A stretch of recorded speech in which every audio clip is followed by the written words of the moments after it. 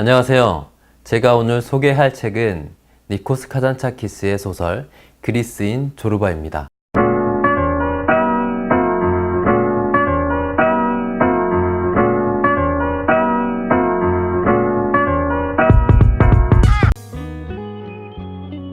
다시 할게요.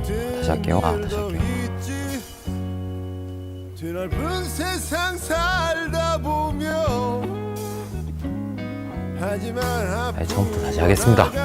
내가 가는 곳이 상류층과 유맹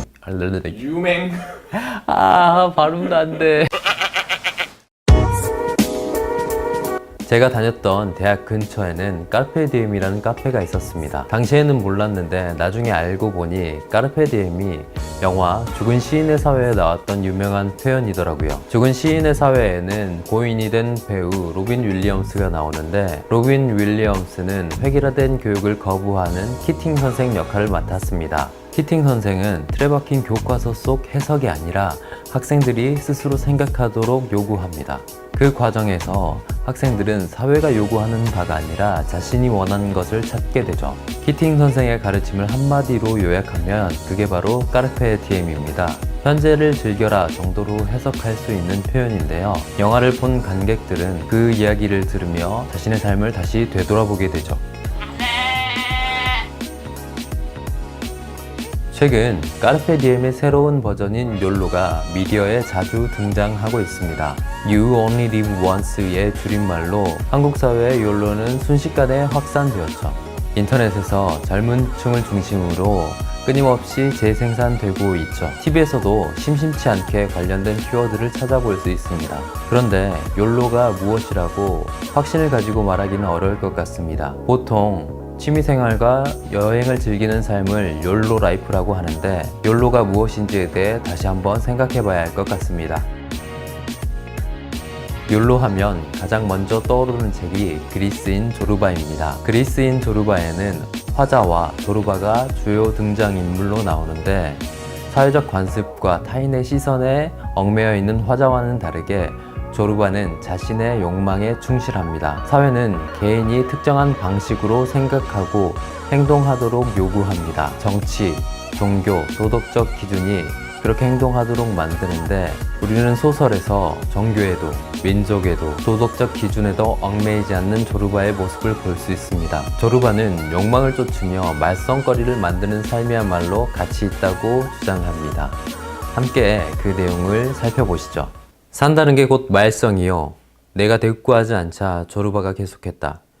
죽으면 말썽이 없지. 산다는 것은. 두목, 당신 산다는 게 뭘 의미하는지 아시오? 허리띠를 풀고 말썽거리를 만드는 게 바로 삶이요. 그래도 나는 아무 말도 하지 않았다. 조르바의 말이 옳다는 건 나도 알았다.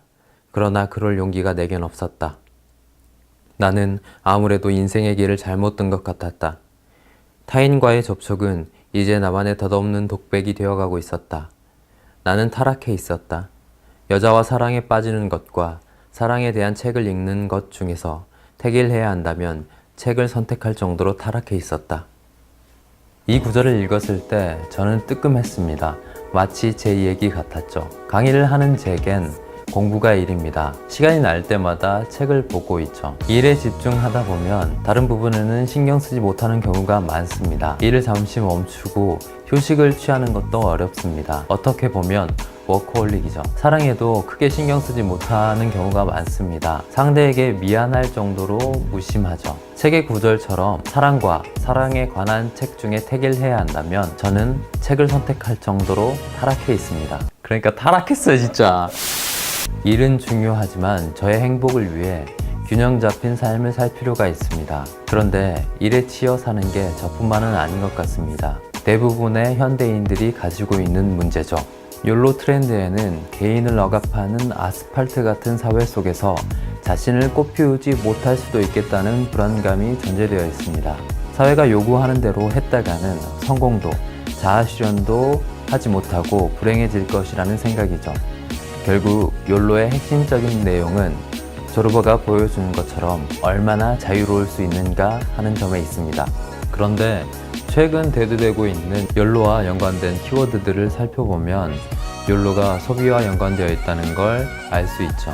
우리는 언제 소확행을 느끼나요? 예쁜 쓰레기를 사고 시발 비용을 지불할 때가 아닙니까? 워라밸은 무엇을 의미하나요? 노동시간을 줄이고 기꺼이 여행과 취미생활에 돈을 지불하는 삶의 형태가 아닙니까?